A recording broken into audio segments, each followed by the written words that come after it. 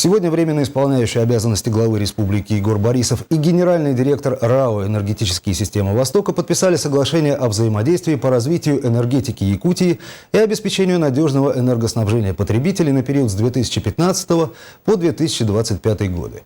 Подробнее о развитии энергетической инфраструктуры республики в сюжете Афанасия Николаева. Соглашение дает вектор развития всей энергетической отрасли республики. На данный момент вся центральная Якутия и столица питается от якутской ГРЭС мощностью в 320 мегаватт. Причем нагрузка растет с каждым годом, и развитие энергетики – это вопрос будущего республики.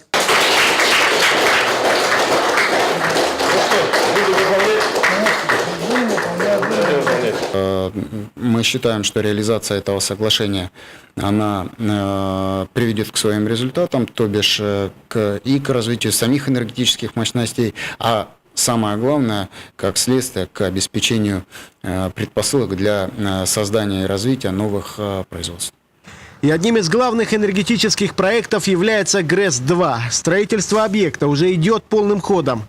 Практически подготовлены площадки под главный корпус. Под основание будущего электротехнического цеха забито почти 1000 свай. Ну, все по графику устанавливаем. Вот установили уже 900 свай, 12-метровые.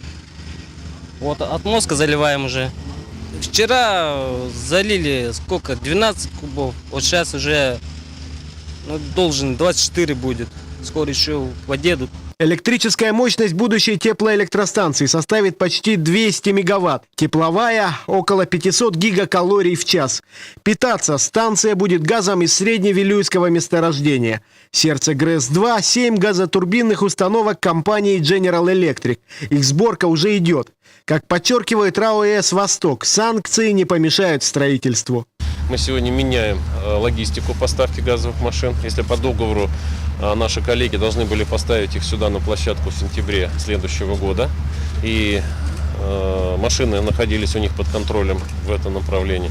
Мы сейчас договор меняем таким образом, что в марте мы эти машины забираем в Хьюстоне, везем сами, и потом уже не морем, а железной дорогой через Владивосток доставляем сюда, в Якутию. Таким образом мы значительно снижаем риски. В первую очередь якутской ГРЭС-2 – это один из 4 проектов инвестиционной программы «Русгидро» по строительству новых энергообъектов на Дальнем Востоке. Кроме энергостанции в Якутии, компания построит Сахалинскую ГРЭС-2, ТЭЦ в городе Советская Гавань и вторую очередь Благовещенской ТЭЦ. На все это предусмотрено 50 миллиардов рублей из федерального бюджета. Учитывая колоссальные объемы финансирования, был разработан собственный механизм контроля расходования средств. Сегодня Русгидро заключен договор о банковском сопровождении со Сбербанком. Все открыты банковские, отдельные обособленные банковские счета.